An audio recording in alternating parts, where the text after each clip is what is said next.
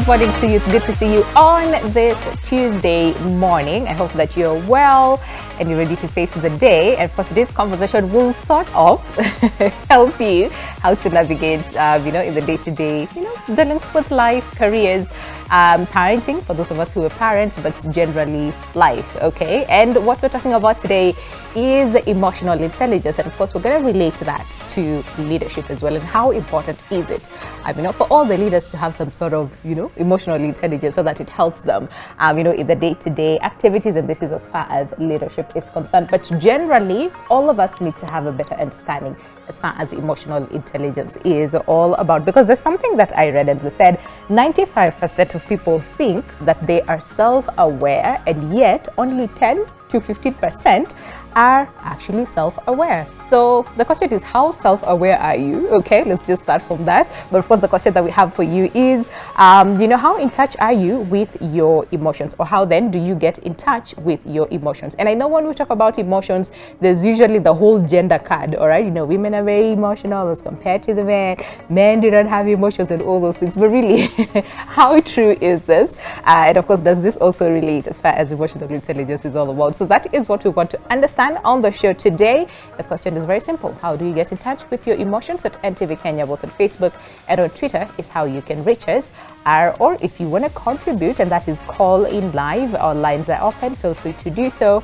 And of course, we look forward to have what you guys have to say as far as the conversation, and that is on emotional intelligence. So very quickly, how do you get in touch with your emotions, or really, how in touch with your emotions are you? Okay, that is what we want to understand. And please don't just pull the gender card, as far as emotional intelligence is concerned. Please don't, okay?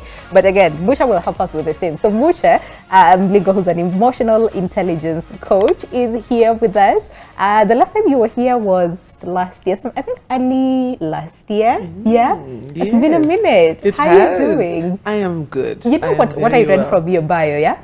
You are a self-professed emotional intelligence fanatic. Yes, I am. Yes, I am. Can 100%. We just start with that? What is that all about?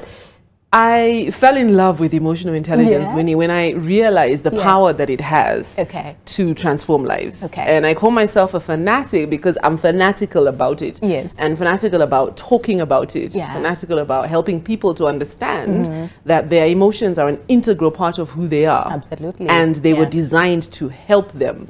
And yet so often we don't tune in to that insight that the emotions give. Absolutely. What do you feel when people pull up the gender card and say, women are very emotional? What do you feel about that? So, you know what? Emotions are not, they don't have a gender.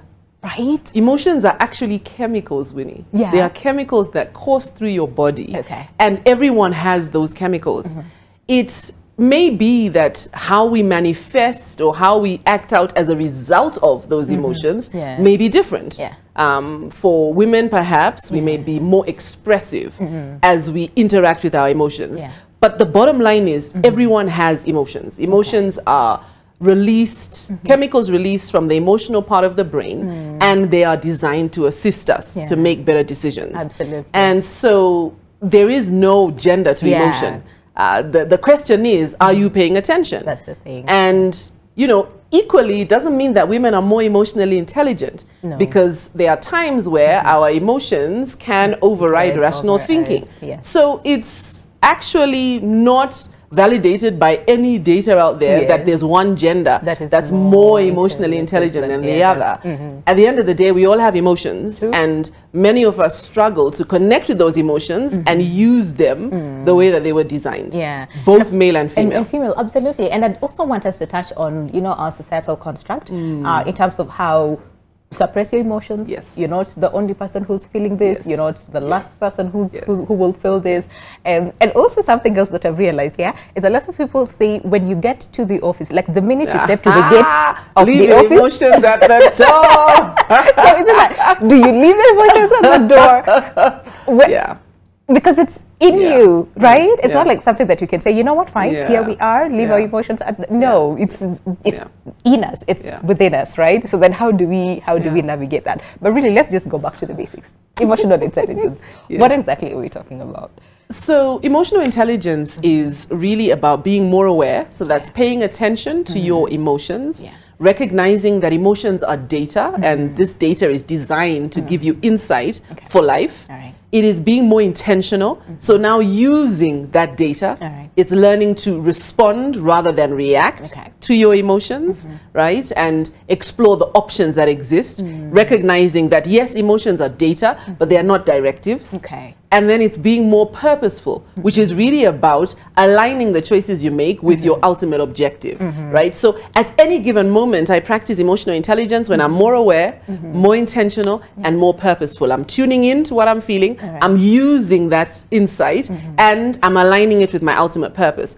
It's also about tuning into the emotions of others, being able to read the room, being able to understand, or at least try to understand what other people are feeling. So that really is what emotional intelligence is. And it's not being more emotional. Right? We often think of this idea of emotional intelligence as being emotional. It's not. Emotional can be a response that someone has to their emotions, and sometimes it's not necessarily the appropriate response.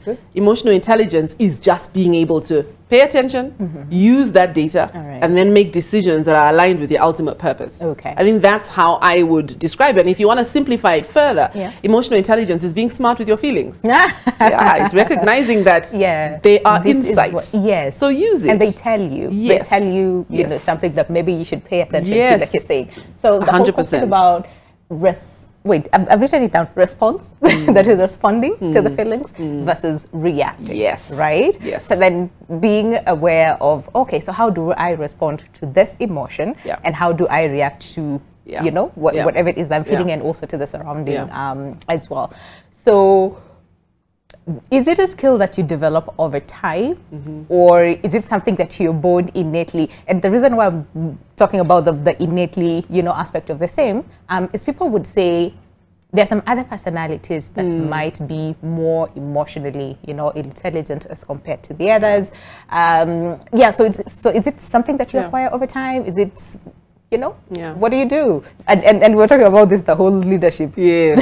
Born versus made. But we'll come back to that later when we talk about leadership. How do you get to that level? So, you know, the reality about emotional intelligence is it's a skill. And I think that's another reason why I'm a fanatic and why I'm excited. All the research shows that people who are more emotionally intelligent are more successful. Research after research. Just go online and search, and you will find pages and pages of research indicating the same. And what's exciting is this is a skill you can develop. So it's a skill, which means that you can develop it. You can get better at it. Now, there are those who naturally have tendencies towards being more emotionally intelligent. If we look at the idea of emotional intelligence as a whole, it can be broken down into what we call competencies, right? So for example, one of the competencies of emotional intelligence is empathy. If you see a group of children playing in a playground and one of the kids falls over, there may be one child who runs over to the fallen child to see if they're okay, whilst the rest of the kids just carry on playing. So we would say that this child has natural tendencies towards empathy, right? However, just because someone doesn't mean they can't learn. Right? So yes, there may be people who have elements of empathy that are higher than others. But even if I have low levels of empathy, being self-aware, recognizing that that's the case, I can then do work on that. And that's the case for all of the different competencies. Another competency, for example, another competency of emotional intelligence is something we call navigating emotion. So that's your ability to shift how you're feeling, right? Because we have the power to do that as human beings. But there are those who maybe naturally, somehow, either because of their genetics or their upbringing, it's easy for them. I'm feeling this way. I don't particularly want to feel that way. I can shift myself out of, you know, feeling that way rather than being stuck. For someone else, that's really hard. They have a tendency of getting stuck.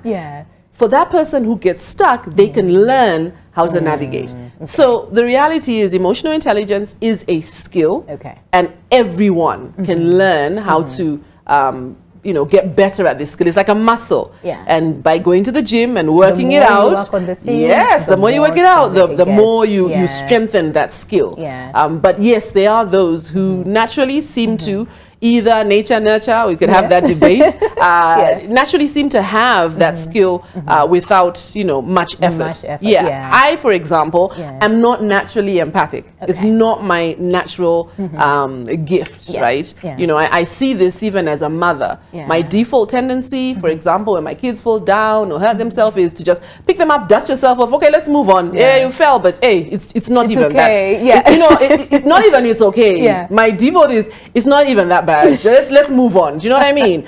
But recognizing that okay, maybe this is the time to stop and connect and check. Are you okay? What can mommy do to help you feel better? So I now have to work on that because it doesn't necessarily come naturally, right?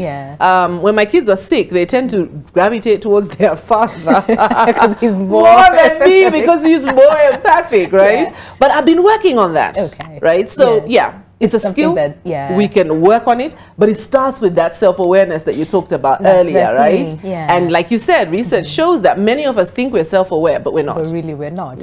And there's so many things that you've mentioned that now I'm like, okay, so let's get to it. First of all, at what point then do we learn this, or ideally, should we learn this? Because it's important, given how we relate to one another, given how we, you know, even in workspaces, for example, at home, you know, in our day-to-day interactions, like we meet strangers, we meet, you know, different people. So then at what point then should all of us learn emotional intelligence? Wow, I mean, that's just such a phenomenal question. To be honest with Winnie, I feel, number one, that it should be something that's taught in the curriculum. I feel that it should be, you know, something that's part of our education system. We are raising children who are growing up to work in a world that's becoming a lot more confusing, a lot faster, a lot more, what's the word I'm looking for? It's like they're constantly changing, right? And so these are the kind of skills that they need: emotional intelligence, you know, greater resilience, being able to navigate change. And so I feel that this is some stuff that should be taught in school, number one. I think as parents, we need to equip our children with these skills. We're preparing them for a world that's just so different to the world that we grew up in. And so as parents, I think that we should do the work of teaching our children emotional intelligence. And one of the things I've learned, you know, as a parent is teaching emotional intelligence is more about modeling it than speaking it. Right? Yes, because then they learn from action, it's more about modeling it, you know, than it is about just speaking and saying you should, because you can say, yes, you can speak, and we all know that when it comes to parenting, your children do more of what they see than what you say. So I think, you know, in schools we should teach it. I think at home we should teach it. The earlier the better. When I think about myself as an adult and my EQ journey, which started in 2016, I wish I had access to some of these insights earlier. If you think about what emotional intelligence is, being more aware, so that's paying attention to what I feel, paying attention to what others feeling, being more intentional, choosing rather than reacting, right? Choosing to respond rather than react, being more purposeful, taking steps in the direction of my purpose, bringing others along, connecting with them in empathy. I mean, that is just a recipe for success. 100%. Right? I agree. And so if we have those skills earlier, it will help us to navigate. We're struggling in very many workplaces today because people don't have emotional intelligence. They've come to the workplace, they have book smarts, they're smart, they've got first-class degrees. But you know, work isn't about regurgitating information. Work is really about being able to interact with others. It's about being able to connect with others. It's about being able to influence and negotiate and you know, practice resilience. All of those things that aren't being taught in the classroom, right? So it's not a surprise that we have people who are struggling at work. And we see that really, and again, even for those of you who are watching us at home, you can clearly see this even at workspaces, sometimes at home. I mean, again, I was listening to, I had to stalk you a lot. I mean, and I was listening to your story and you were saying, listen, looking back now, your family, for example, can attest to how different you are, you know, since you mastered the skill as far as emotional intelligence is versus then. And of course, that's a good thing, because then if you're able to sort of like function properly at home, quote unquote, saying that very carefully, then that also can translate to work, because sometimes there are pressures from home, you're not able to handle what you feel and all those things. You carry that to the office, and then people say, listen, you're not the only one who's going through things. We also go through it, so leave yours at home and all those things. But then how are we able to you know, separate the two? Now, you talked about something which I think is very important, and this is the earlier the better, right? But can we just go back to then understanding feelings, so that when we say you are in touch with your emotions, you're self-aware, you can be able to point out and say, how exactly am I feeling, and then choosing to respond or to react to that feeling. So can we just go back to the basics, the primary feelings, you know? Are they 4? They were saying there's 6 also. There's well, I guess different models. Different models have different primary feelings. The model that I typically default to is a model by a gentleman called Robert Plutchik, and he has 8 basic feelings, right? So the things like love and things like fear and anger. Those are the basic emotions. And then what Robert Plutchik does is he then demonstrates or shows a model that shows the varying intensity of the emotion, right? And you know, when you look at, or if you ask somebody to describe how they are feeling, most of us have 4 maybe words at the most. Our emotional vocabulary is 4 words, right? Good, bad, okay, which are not actually really emotions. If you think about it, they're not emotions. And so the work we need to do is enhancing emotional literacy, which is about, like you say, being able to actually tune in to what those emotions are. You know, to all those who are listening, if you want to learn more about how many emotions there are, you can always, you know, just go online and look for Robert Plutchik model. Like I said, he had 8, and he maps them out in a flower, which helps you to see the intensity of those. And the challenge is, let's take anger for example, which is one of the basic emotions, is that we see emotions as negative and positive, right? So we say anger is bad, right? Love or hope is good. But what the reality is again, just like emotions are not male, female, emotions aren't good, bad. They are data. It's information. Anger is telling you that something is in your way. That's what anger is designed. Earlier you talked about, you know, how our emotions give us, there's a word you use, now I forget it, but I'll use the word spotlight. Our emotions are a spotlight. They are shining to get you to pay attention. And anger is saying to you, there's something blocking your way. There's something that's blocking your progress. And so what happens is anger generates the momentum, generates the push to push past what's blocking you. Now, here's the challenge. Sometimes what's blocking you is a person. And so anger is saying, push past, and if you respond, if you react, not respond, if you react, then you could literally push past a person. But that's because we are reacting illogically to a logical emotion. The anger itself is logical. It's logical. It is. It is just that we're responding illogically. I keep using the word responding. It's reacting. We are reacting illogically. What we should do is, okay, pay attention. I'm feeling angry. Why am I angry? What can I do about it? What options do I have to express my anger in a way that gets me my ultimate outcome? Now, it's very possible that in those minute moments, in those seconds that I pause to reflect on why I'm angry, what I want to do about it, that I will make the decision that indeed I must put my foot down, because indeed this is what is, you know, this is what's going to give me my best possible outcome in that moment. And I put my foot down. There's a difference between putting your foot down in response to reacting. Right? So in those moments, I ask myself, what am I feeling? I'm angry. Why am I angry? Okay, this person has crossed a particular boundary. What am I going to do about it? Well, I need to set that boundary clearly. Communicate. Right. I need to communicate that clearly, that this is not appropriate.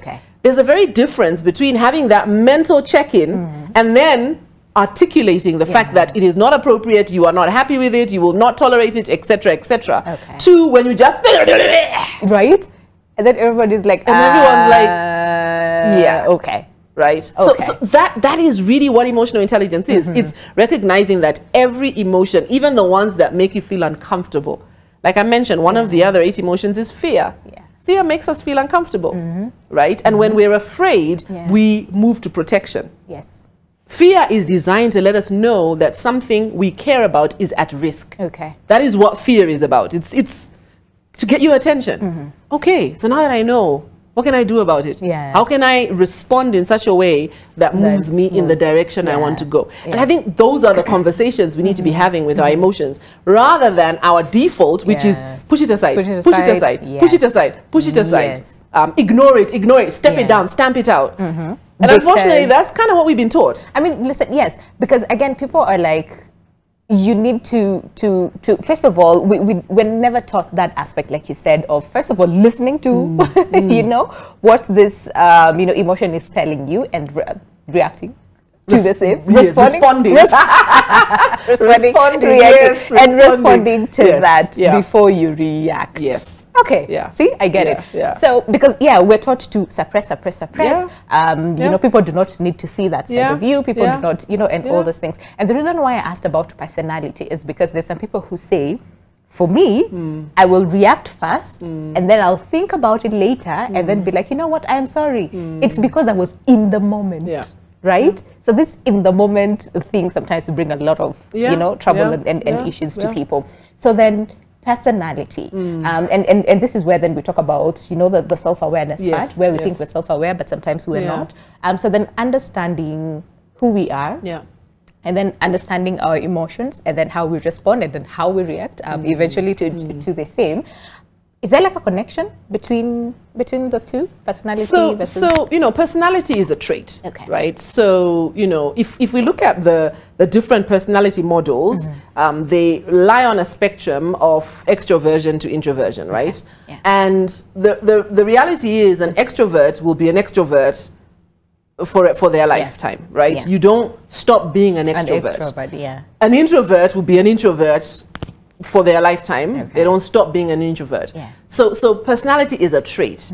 Where does emotional intelligence come in? Well, if I'm an extrovert, for example, and I recognize that I have a tendency to dominate meetings and not allow anyone else space, because as an extrovert I like to talk all the time and share, you know, then emotional intelligence helps me to recognize this and helps me to hold back a little. Share the space with the others in the room. Allow them to be able to give their impact. So as an extrovert leader, I recognize that I need to talk less and listen more. And emotional intelligence helps me to do that. Emotional intelligence helps me to have this, you know, conversation with myself in meetings, saying, okay, Mucha, hold it back. Yes, you're about, but okay, hold on. You know, allow the other people to say, but it's okay. Hold on. As the leader, allow people the space, right? Likewise, if I'm an introvert, emotional intelligence helps me to be able to speak up more. If, as an introvert, I have a tendency to shy back in meetings, right? So I'm using an extreme and very generalized example to make the point. So emotional intelligence, the skill that it is, helps you to understand your personality, right? To leverage your strengths, but to also then support your areas of development.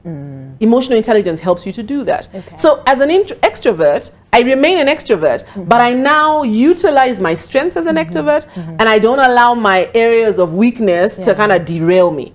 Likewise, as an introvert, I leverage my strengths, because there are strengths in both, right? Introversion and extroversion. But at the same time, emotional intelligence helps me to, you know, be able to ensure that my areas of weakness don't derail me. So emotional intelligence layered on an understanding of your personality is a very powerful combination, because it then allows you to be able to do what we call that cognitive flexibility of shifting out of your default and doing what may be more appropriate in that particular moment. Absolutely. Yeah. This is a lot to to absorb. So how about we take a break? You know, absorb everything, because these are really great insights that, you know, help us on a day-to-day interaction, especially if you are a leader watching us this morning. I hope that you're learning a lot from today's conversation. We're taking a break, but the question that we're asking you is, how then do you get in touch with your emotions? All right, are you able to do it? There's someone whose comment I saw, and they said, I wear gloves because they're very delicate. that interesting? Very. But keep sending your views at NTV Kenya, both on Facebook and on Twitter. We look forward to what you have to say as far as emotional intelligence is all about, and of course how you also get in touch with your emotions. And of course we'll be going through your feedback after the break. Stay with us. This is Your World.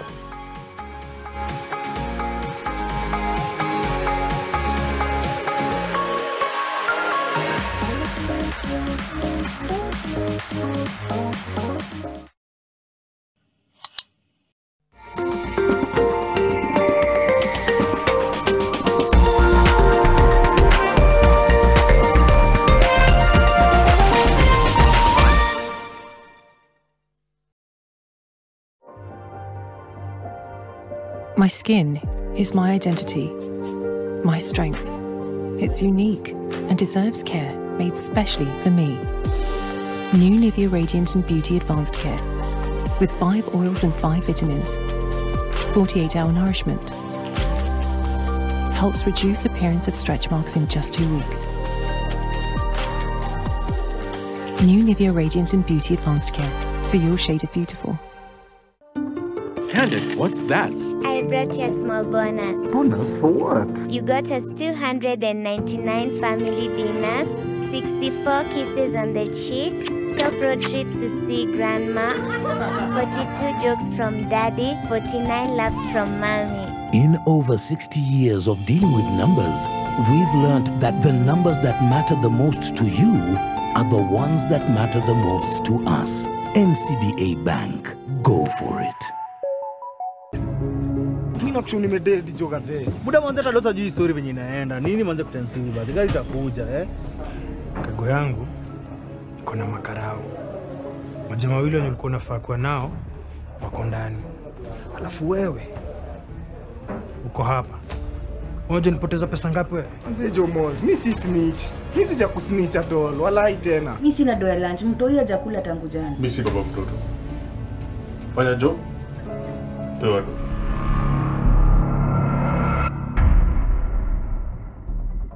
They are endangered. So my quest today is to find the sable antelopes and explore the park.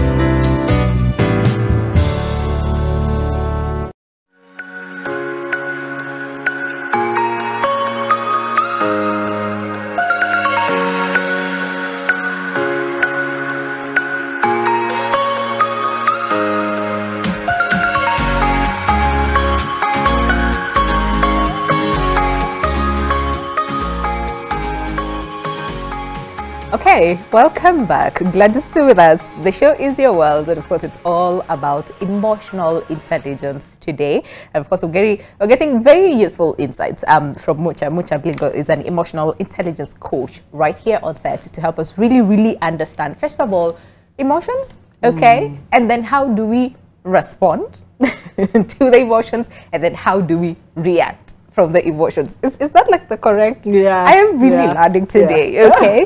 And before we went, for break, of course, we were just getting them to understand what are some of these emotions, how does that affect our day-to-day interactions, and we're also talking about leadership. How important is emotional intelligence as far as leadership is concerned? But something else that we also need to mention and be aware of is the fact that, again, May is Mental Health Awareness Month, and of course we just want to tie that then to emotional intelligence and how this two, like we all should be aware about. And something else that I'd also want us to go through is, the 4 competencies that we talked about. Yeah. We've mentioned self-awareness, which is very important. So the self-management as well, and then the social, awareness, and then the relationship, management aspect of the same. But before that, let's talk about mental health. Yeah. So, research shows that emotional intelligence is a contributor to good mental health. Okay. Right? So when we develop the skill of emotional intelligence, we are supporting our own mental health. Sure. And for me, this is why the conversation about mental health is so important to me. And it's a conversation that I like to share. And a lot of times, you know, I explain the fact that I'm not a psychologist, I'm not a therapist. I share my experience. My mom passed away December last year, and and it was a shock. She wasn't sick. She just collapsed, had a brain hemorrhage. And as I've navigated this season, I've really seen for myself the relationship between my emotions and my mental health. And one of the things I've really learned is that self-awareness is a superpower. It really is. It really is, because as I tune in to my emotions, I'm able to do something about it. Rather than allowing myself to sit in that space held hostage by my emotions. Emotions have the power to override rational thinking. Our emotions are powerful enough to override rational thinking. And so, you know, as we, you know, as we do our part to support our own mental health, tuning into our emotions is critical. And then self-management, which is the other part of emotional intelligence, being able to shift our emotions, being able to move forward with intentionality, being able to respond appropriately is also critical to our mental health. Recognizing if we need help, and reaching out for that help. Because it's Mental Health Awareness Month, I've been sharing a lot about mental health on my social spaces. And one of the things I've been sharing are the tips that have really supported me, right? So the first tip is that idea of self-awareness. Tune in to what you're feeling. Stop suppressing it, stop ignoring it. That only makes it worse when you're having mental health challenges, whether it's in that moment for a short period of time or if it's something you've been sitting with for a while. Ignoring it, suppressing it isn't going to help. The second thing I've learned is that you need to ask for what you need. I found myself awake, you know, in the middle of the night in tears one particular night. And I remember in that moment feeling so lonely. But, you know, emotions are data, but they're not directives. And there's times where we need to challenge our emotions. Because I asked myself, but I'm not alone. So why am I feeling lonely? Do you feel lonely? And as I interrogated myself, I have these moments of self-interrogation. As I interrogated myself, I realized I wasn't asking for what I need. I wasn't saying what I was feeling, right? And the reality is, when we're suffering or navigating through periods of mental health stress or emotional stress, our loved ones want to support us, but they can't read our minds, right? They can't read our minds. So we need to say. So I sent messages. It was like 1 in the morning. I sent a message. I remember I sent a message to my husband on WhatsApp. I wasn't home. I had traveled. I sent a message to my sister. I sent a message to my brother. And I just said exactly how I was feeling and what I needed in that moment. And I finally went back to sleep. And I woke up in the morning. I woke up to such beautiful messages of encouragement, of support. And I realized that if I hadn't asked for it, I wouldn't have gotten it. So the second tip, ask for what you need. Right? But you're only going to be able to ask for what you need if you're aware of what you need. But what? Okay. Do you then sort of like understand who you're asking help from? Because there's some people who you might ask help from, and they're not able to help you in that very. No, 100%, right? 100%. And I think what I'm learning is I'm learning that not all the answers come from one place, right? So I am developing a toolkit, right, for me. And I think, you know, the toolkit is full of different resources. And the more I tune in, the more I realize what I need and who I can possibly get it from. And there are times where you're going to have to get professional help because the people in your circle can't support you, not give you right? They can't support you. I am now an orphan, so my father passed away some years ago and my mom's now passed. My husband still has both his parents. He cannot relate. He can't. So he may want to connect with me, he may want to support me, but there are times I need to speak to someone who knows exactly what it feels like to have no parents. 100%. And so there are moments where my husband isn't the person I need to talk to because he can't fully. He may be empathic, and my husband is a greater empath than I am, right? So he may connect with me with empathy. But he doesn't truly understand it. So there's times where on my speed dial, I need to go to a friend who I know has walked this journey before me. And she knows when I say something, it makes sense to her, right? And so I think this self-awareness then helps us to develop a toolkit. And this is the part of the self-management, right? Now that I'm aware, what am I going to do about it? Okay, I need help. Where are the different places I can get help from, right? So we're all different, and in our mental health, emotional well-being journey, we may need different things. Right? And so it's exploring. And you know, sometimes it's trial and error. That's the honest truth. That's true. Sometimes it's trial and error. For me, that's what it's been. It's okay, I think this could, okay, no, that didn't help. That does not help. All right. Okay, this person is not as helpful as I thought. Okay, fine. Okay, my heart's a bit bruised, but it's fine. So as I trial and error, what works, I'm putting in my toolbox. So now I know tomorrow that, okay, last time this worked, so I can come back to that. And I think for me, that's been my journey, right? So I can only speak from my journey. But, you know, for anyone who is struggling, connect with me online, because I've been sharing, I've been feeling impressed to share more about my experience. And so I've been talking a lot about mental health, you know, on my socials. And to find me, you just use my name. So I've been talking a lot about it. I mean, I like that. And honestly, we cannot just talk about mental health in just 1 month. This is a conversation that we need to have every single day of our lives, because then that also helps us to get to that level of self-awareness, which is the basics, right? Once we are self-aware, then we're able to navigate all those things. So for someone who is struggling to get to that point of then, how do I get to self-awareness, right? How do I really, truly get to that level of self-awareness that I can point out and say, listen, this is how I am feeling, and it's because of 1, 2, 3, 4, 5, right? In a world where suppress your emotions, everybody's going through a lot, just suppress it, okay? Let us all deal with whatever it is that we're dealing, and that aspect of leave your emotions at the door. Can we connect with that? So let me start there before I and I know you've asked about self-awareness, so I'm going to make a note of that. But let me start there. So as leaders, what we need to be doing isn't telling our people to leave their emotions at the door. What we need to be doing is cultivating, creating an environment that helps them to navigate their emotions. Because it's true, we cannot throw tantrums at work, right? Just because you're having a bad day doesn't mean that everybody else must have a bad day. It's not one of those upright giftings where, you know, you're gonna have it, you're gonna have it, you're gonna have it. No, that's not what we're talking about, right? But as leaders, what we need to do is we need to coach our people and help them to learn how to navigate their emotions, right? That is what we want. Because suppressing doesn't help. When we suppress, what happens is it builds up. And it's like we're going up an emotional escalator.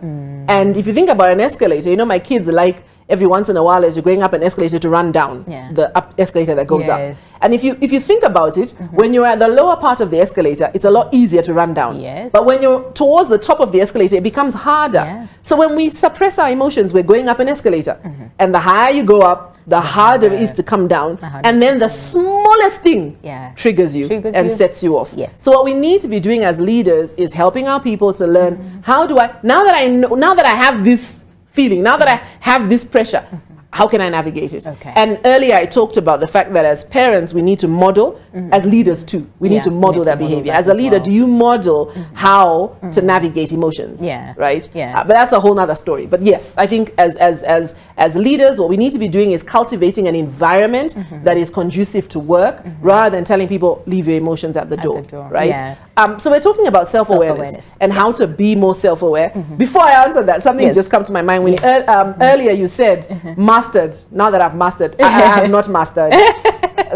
My children are watching later, like, and they're like, hey, what mastery? I remember what you did last week. So it's a journey. It's a journey. Emotional intelligence is a journey, and I don't believe you ever get to a point where you say, okay, I got it. I get everything that I need. No. It's a journey, and you take 3 steps forward and a step backwards, and 3 steps forward, 2 steps backwards. But the idea is you're constantly growing, right? So how do you develop greater self-awareness? Self-awareness is about being able to connect with and tune in to yourself, right?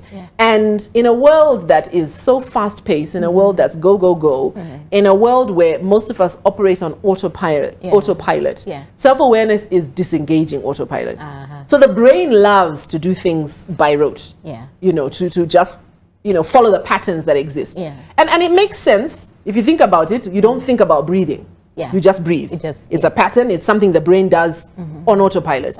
The challenge is that we can't exist like that as far as our emotions are concerned. We're more likely to react rather than respond if we are on autopilot. So for someone who's thinking, okay, but how do I get started? How do I? I would say one of the greatest ways to develop greater self-awareness is to practice the habit of self-reflection. 15 minutes every day. At the end of your day, just take a moment to connect with yourself and ask yourself how the day was. Not whether you finished all the things on your tick box, right? All the tasks you set for yourself, but how you navigated the day emotionally. So if you were to plot a graph, right, of your emotions, what would that look like? What were the highs and the lows? What caused the lows? Why did you feel the way you did? If you were triggered that day, why were you triggered? What is it? Why is it that that particular person can push your buttons? What are those buttons? I think for me, that's where I began to strengthen this superpower. Connecting. So 15 minutes, just take at least 15 minutes to just connect and reflect on the day that was. And what happens is, as you reflect, you begin to see patterns. That's true. You begin to see the patterns that exist, and you begin to see that, oh, okay, no, this happened yesterday. This is what I did yesterday. And you begin to see the patterns. And what happens is, as you begin to see the patterns, you can then start exploring how to do it differently the next time. Right? Because self-awareness isn't just for the sake of it. We're not developing greater self-awareness to say, oh, I want to be more self-aware just. I want to be more self-aware so I can use that information. And so maybe next time, instead of reacting, I catch myself, oh, wait a minute. This happened yesterday. And yesterday I went left. Today I'm going to go right. I like that. I mean, listen, and in a world that is very fast-paced, we could honestly just use those few minutes to just And what's interesting, Winnie, is a lot of times we think that this will take a lot of time. No. It doesn't. No. As I drink some water.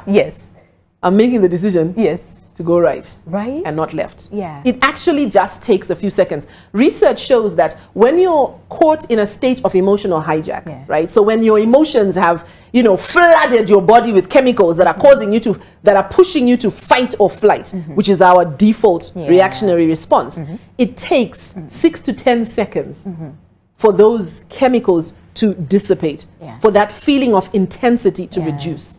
6 to 10 seconds. That's why we're told to count to 10. Or sometimes just... So at the end of the day, you can take 6 seconds. You can take 6 seconds to just pause and ask yourself, what am I feeling? And that's why, you know, this model is just really powerful for me, right? What am I feeling? What options do I have? What do I really want? What is my ultimate objective? So that's being self-aware, more aware, more intentional, more purposeful. I see that. And so when I practice that over and over in that moment, I'm able to choose to react, to respond rather than react. I'm able to respond. And are there tests that are done? I know producer was like, we need to see that. So putting me on the spot, and I'm like, let's put you on the spot and see if we can do a quick EQ test to determine what your levels of emotional intelligence are. This one's a quick one. This one's a quick one. So let's give it a try. Do I have to think about them? Say that again. No, like your first, very fast-paced. First response, right? So how aware are you of your emotions or mood? So the responses are never, rarely, sometimes, or always. All right, so never, rarely, sometimes, always. How aware of you are of your emotions changing from moment to moment? Always. Do you know what makes you feel sad, angry, afraid, ashamed from time to time? Yes. So sometimes or always? Always, I would say, Do you know why you feel sad? angry, afraid, or ashamed. So the first question was, do you know what makes you? What makes? Do you know the why? Sometimes. Do you know when your emotions are affecting how you show up, how you perform? Always. Yes. Always. How quickly do you know when you're starting to lose your temper? Sometimes. So here it's very slowly, quickly, or very quickly. Wait, what are the options? So very slowly, quickly, or very quickly. Are you able to tell that you're starting to? How quickly can you tell you're able to you're starting to lose your temper? I think I would say slowly. Slowly. All right. Yes. How soon do you realize that your self-talk is turning negative? Usually too late, after a while, quite soon, or straight away? Straight away. Straight away. All right. How often do you worry about things that seldom happen? Always. Often? Often? Yes. How well do you concentrate when you're feeling anxious? Not at all, just about, quite well, very well? Just about. Just about. Can you tell when you're becoming defensive? Why am I shaking? Can you tell when you're becoming defensive? Yes. So never, rarely, sometimes, always. Wait, what was the question? Can you tell when you're becoming defensive? So when you're becoming, you know, when you're becoming defensive. Yeah. Never, rarely, sometimes, always. Always. Yeah. Yeah. Can you relax when you're under pressure? Not at all, hardly ever, quite easily, very easily. Oof. That I have to think about. Wait, quite? Not at all. Not at all. Hardly ever, quite easily, very easily. How am I able to relax? Can you relax, Can I relax when you're under pressure? I think I would say hardly. Okay, hardly ever. Hardly ever. Yes. How easy is it for you to get on with things when you're frustrated? Never, not usually, sometimes, usually. Sometimes. All right. Yes. How do you remain calm when other people get angry? Never, occasionally, usually, always. Usually. All right. Usually, yes. Okay, how often are you empathic about other people's thoughts, feelings, and circumstances? Always. Always. Always. Can you sense when other people are feeling anxious and respond appropriately? Always. Often or always? Always. Always. Are you able to raise other people's morale and make them feel good? Sometimes or often? Often, yes. How freely do you offer help and assistance to others? Freely or very freely? Quite freely or very freely? Very. How effective are you at sharing your feelings with others? Not at all, not very, quite very? No? Not at all. Not at all. Not at all. How good are you at making conversation and putting people at ease? That's easy. What are the options? Not at all, not very, quite, very. Very. Very. All right. Last part of this questionnaire. How good are you at offering constructive criticism that does not cause conflict? Not so good, not good at all, not so good, fairly good, very good. Fairly. Fairly. Fairly, yeah. How often do you help solve conflict and manage emotions in your work group or at home? Never, rarely, sometimes, often. Wait, say that again. How often do you help solve conflict and manage emotions in your work group or at home? Okay. So how often do you get involved and help others? So never, rarely, sometimes, often. Sometimes. Sometimes, yes. To what extent are you effective at persuading people to follow your lead? None, very little, to some extent, a great extent. A great extent, yes. How willing are you to talk for others who may not be willing to share their thoughts and feelings openly? Not willing, quite reluctantly, can be persuaded, or very willing? Very. How willing are you to tolerate change in relationships and in circumstances? Not at all willing, quite reluctant, can be persuaded, or very willing? Can be persuaded. Can be persuaded. To what extent do you find other people trust and confide in you? Hardly, hardly ever, occasionally, or frequently? Frequently. Trust in me? Like, and confide in you. Yeah, yes. Trust you and confide. Yes. How well do you know what drives you, internally and externally? Not at all, just about, very well, quite well, very well. Quite well, quite well. Do you bounce back quickly after a setback? Yeah. Quite often or without fail? Quite often, quite often. Do you keep your promises? Not often, yes, sometimes, yes, always. Yes. Yes, sometimes. How more often. Yes, sometimes, okay. Yes. How willingly do you change your methods when current methods are not working? I can very reluctantly, quite reluctantly, quite willingly, or very willingly? quite reluctantly, because I can be very adamant. Okay. How well do you understand your purpose in life? Never, hardly, quite well, very well. What was the other? How well do you understand your purpose? Never, hardly, quite well, very well. Quite well. Okay. Quite well. Yeah. And the last one, how often do you set EQ goals for yourself and achieve them? Never, rarely, sometimes, always. Sometimes. Sometimes. All right. So I'm going to do the computation as we continue with our conversation, and then we'll come back and share how emotionally intelligent you are. So for the benefit of anyone who's, you know, watching and thinking, oh, I want to know too. So this is a free resource that's available online at eqforme.com. All right. So anyone can go online. It should take you less than, I think we took about maybe 5 minutes or so. 5 minutes, so yeah, I'm just going to finish running it so that you can get some up here and there and yes. Listen, and then we'll come back to it. I didn't know how scary this would be, okay? But someone on Twitter says, this is Minya Omudi says, great stuff. They're learning a lot from today's conversation. But really, listen, this was very intense. But you can also do the test, you know, and just get to gauge where you are as far as your emotional, you know, intelligence journey is. Because again, like Musha said, this is a journey. It's not like a destination. You don't ever get to that point where you say, you know what, I am emotionally intelligent. So like we said, we need to cultivate this very early. And of course, it's also important for the leaders to also be emotionally intelligent. So maybe there are leaders who are watching us and saying, okay, fine, you said we should, you know, we should be able to sort of like, you know, cultivate this as far as, you know, the people that I'm leading is concerned.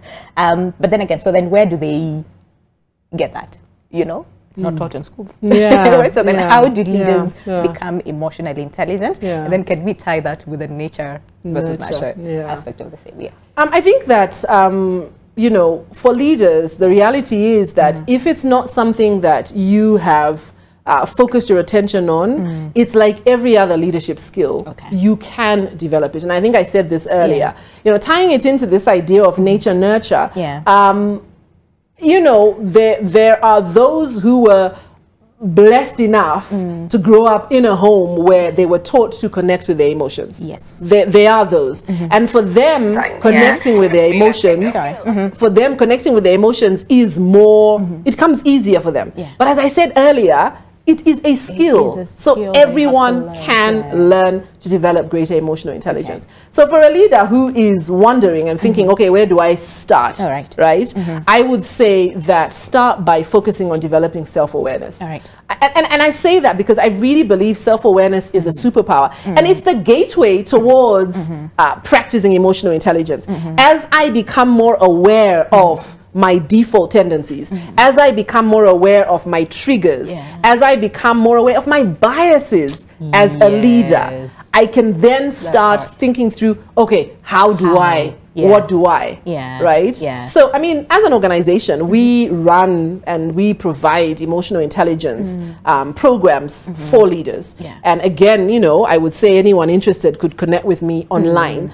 We actually have an event this week on Friday, a mental health conference that's looking at how leaders can make that link between emotional intelligence and mental health. And we'll be having conversations with subject matter experts around what leaders can do to cultivate. Remember, I talked about as a leader, you need to cultivate the right kind of environment. And those are some of the conversations we'll be having on Friday at our mental health conference, which will be here in Nairobi. But you just have to go online. In this day and age, as a leader, there is no excuse for a lack of knowledge. None whatsoever, right? So you can invest in an official program. Like I said, we run programs, and I know here in Nairobi, in Kenya, to be honest, you're spoiled for choice. There are many providers out there who provide emotional intelligence training for leaders, like we do. You can attend conferences, like I said, like the one we have on Friday. You can just go on Google and search. How do I develop greater self-awareness as a leader? For the benefit of someone who is listening, allow me to share 3 quick tips that will help them as a leader. So like I said, you want to start with self-awareness. And I really encourage the self-reflection exercise. As a matter of fact, for all leaders, I believe that you should block off an hour at least with yourself every month to do your check-in. Okay. Right? So to do a self-assessment. How have I been this past month? So if you've been checking in with yourself 15 minutes every day, you're then able to look at the cumulative data. And I encourage writing it down. So as I do my 15-minute check-in, I write down some of the key insights. You're not doing a blow-by-blow of the whole day. Who has time for that? You're focusing on the key elements. So key highs. Okay, what caused that high? Oh, okay. So this actually really gives me a lot of joy. Okay. Okay. Note it down. Connecting with my team, celebrating with my team gives me joy. Noted. Okay. I crashed at this point. What was it? What were the lows? Oh, this person. Oh my gosh, this person drives me crazy. All right. So the idea is you're picking and you're noting. And so when you do your monthly leadership self-check, you then are connecting with yourself, right? To look at that cumulative data. Okay. But more importantly, to then take the next step, which is tip number 2, take action. Take action. So now that I know, what am I going to do about it? So I know that this member of my team has a way of pushing my buttons. So what can I do about it? All right. I know that I get motivated by celebrating with my team. How can I do more of that? Maybe the team also gets motivated by that. Ooh, so that's a good thing for us. So the idea is, number 1, practice self-reflection, and then check in with yourself every single month to determine what insights can you learn. Number 2, ask yourself, how do I use this going forward? So in the next month, how do I use this? Because as was said, the definition of insanity is doing the same thing and expecting a different result. So as a leader, if something has not been working, I now need to say, okay, that's not working. This pattern is not working. This default response is not working. So what can I do differently? So that's number 2. Number 3, why? There is power in clarity of purpose. In clarity of purpose. When I know what my purpose is, it motivates me to do different. When I know what my purpose is. So that's the third thing I would say. Every leader must have clarity over what is your why. Why are you where you are doing what you do? And that then also helps you to make different choices. Absolutely. And I believe all of us can actually also use that model to, get to that level. Okay, we literally have to end the show right now. I am scared. So I need to give you your results. So here we go. All right. You are really strong in emotional intelligence. Your strength is in self-awareness. Right, so you are very self-aware. You are very self-aware. You also have a strength in social awareness. And I'll share this with you so you can have a better breakdown. But quickly, you have a strength in social awareness.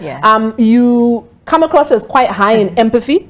All right. But the important thing to note with empaths is that sometimes empaths then get stuck in the empathy, right? So as an empath, you need to practice navigating those emotions so that you don't get stuck in the empathy. And also as an empath, you need to know that empathy should also be turned inward. Unfortunately, a lot of times empaths have a tendency to focus their empathy outside and not inward. So so I mean, your scores, your EQ superpowers are, self-awareness, social awareness, and relationship management. So being able to interact with people, which is fueled by empathy. So those are your superpowers.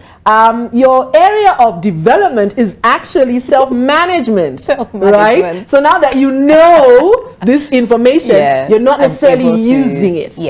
Right? So that's where the strength comes. I like that. Now that I know, how do I use it? So now that I'm able to connect with my emotions, how am I using that for the better? This has been very insightful. Oh my gosh. Okay, now my mind is like on overdrive. So I'm like, okay. And all those things. But Mucha, thank you. Thank you so much. This has been very insightful, not only for me, but I believe to everybody who's watching us this morning. Please come back again. Anytime, so we can do this. anytime. I love having conversations about so, try this with people who are watching us. But then again, it's a test. You have to always answer the questionnaire. But again, like you said, so go to www.eqforme, the number 4, me.com.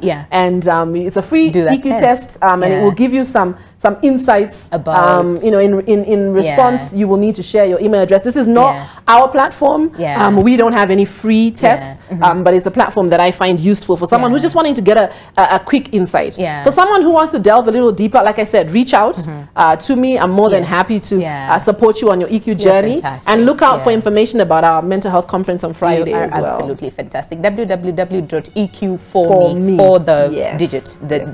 That's for the EQ test. I love that. And then www.eq4africa.com for the conference. For the conference. Like that. Thank you very much. Mucha Blingo, emotional intelligence coach. Clearly.